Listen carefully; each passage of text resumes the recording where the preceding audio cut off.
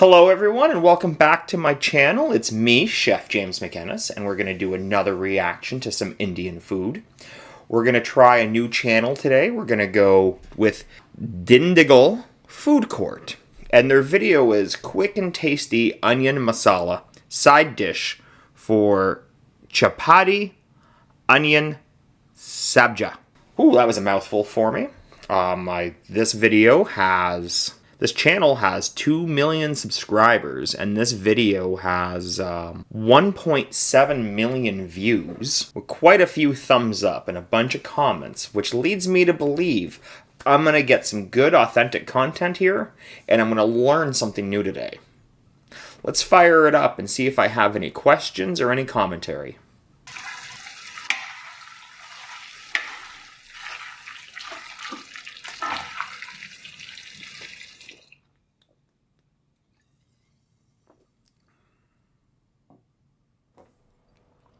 Okay, I want to stop right now before we even get anywhere. On that backsplash, it looked like he or she, I don't know who this is yet, but it looks like there was electricity, power outlets. 2 banks of 4 up near the top, single row. That's epic. That is so epic. Here, North America, Canada, building codes, you're going to get 1 outlet spaced out every, I forget how many feet, but I have 1 outlet to the left of my stove. I have 1 outlet to the right of my stove.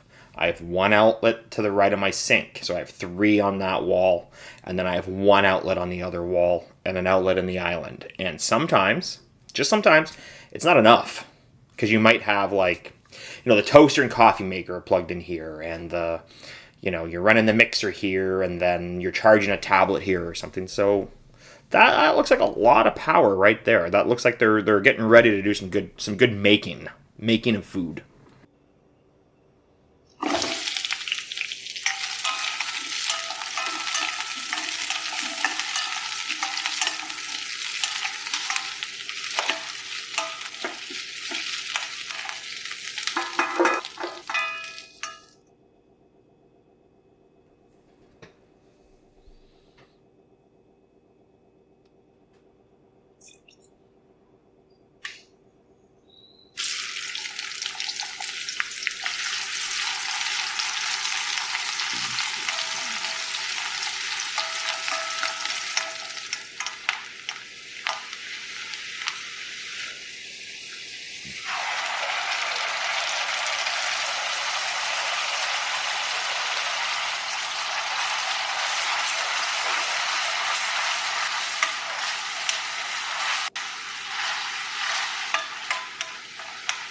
So it looks like they've taken the quartered onions at the start, gave them a quick sweat, pulled them out, and now they're developing aromatics in tomato paste. Let's talk about today's show sponsor.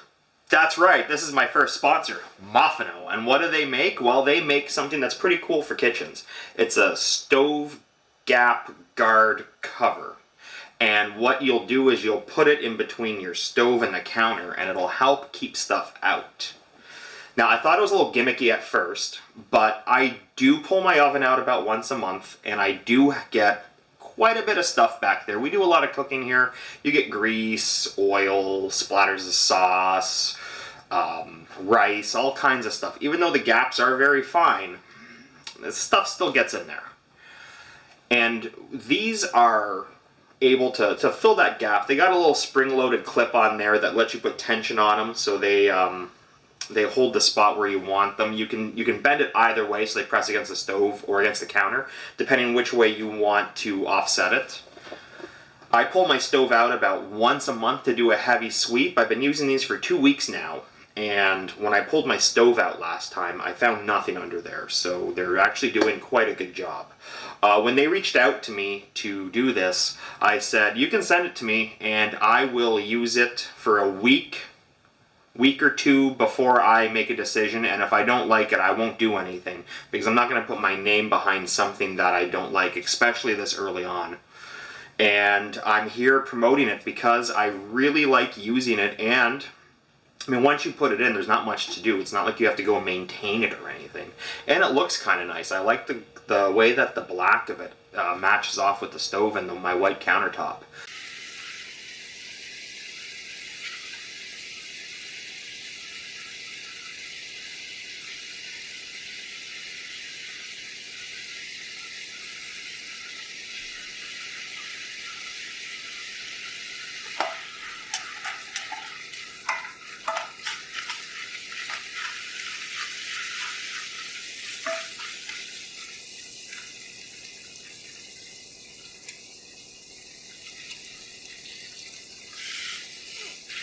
So backing up a bit, the ingredients that were already used, like the paste of the tomato, the cumin seeds, a lot of it is similar to what, and they had chili powder, I believe, in there.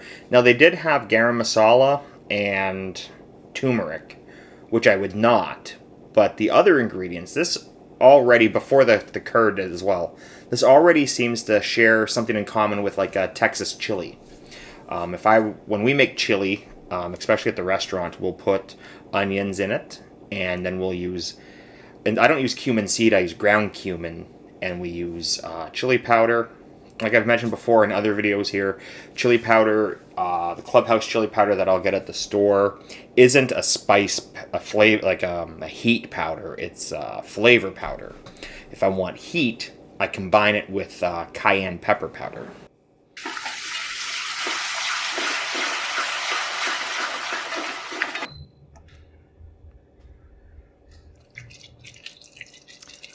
So, the other thing, and bear with me, but when I look into that and you can see like a granular texture through the camera, it gives me two questions. One, either that's the cumin seed just coated in the sauce, or the curd split. Is that something that happens normally in Indian cooking when you add curd or yogurt or something like that to a pan that has like hot tomato paste in it? Is that something normal that it might split? When we talk about French cuisine, that's something that we would try to avoid at every possible step. So one of the things that we might do, for example, when if I'm making a soup and I'm going to cream it, is heat the cream up separately in a side pot and then add it into my soup. So that way it's hot dairy with hot product, because otherwise sometimes when you put cold dairy into hot product, sometimes you can split it and you can prevent it from emulsifying properly, where you have a silky smooth texture. Sometimes you end up with a granular texture from split dairy. Is that the case here? Like, you zoom in too, let me know what you think. I think it's split, but it could also just be the cumin seeds.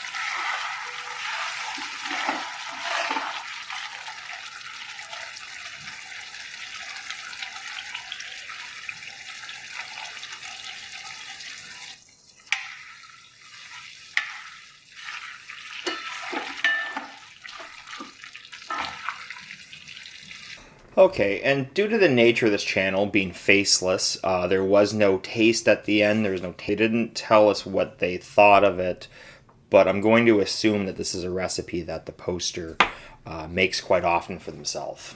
So I did notice it's basically very similar to the aloo tamar video I did of Chef Ranveer Barr a few months ago when I was first starting to learn about Indian food. And you know what? Even now, it's a year from now.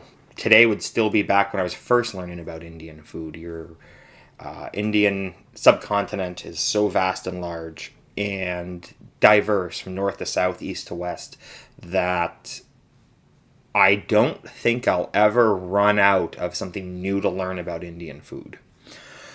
But that was a very similar dish, because in his dish it was onion, tomato, and I forget what, potato. So this was just lacking the potato to be the same dish that he made, and he made it slightly different.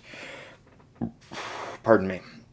But yeah, no, that looked good. So that looked to me like, and I wouldn't know how to compare it to something we would eat here, but I do love tomato soup. That is tomato based. A cream of tomato soup would just be tomatoes and cream with some chicken stock.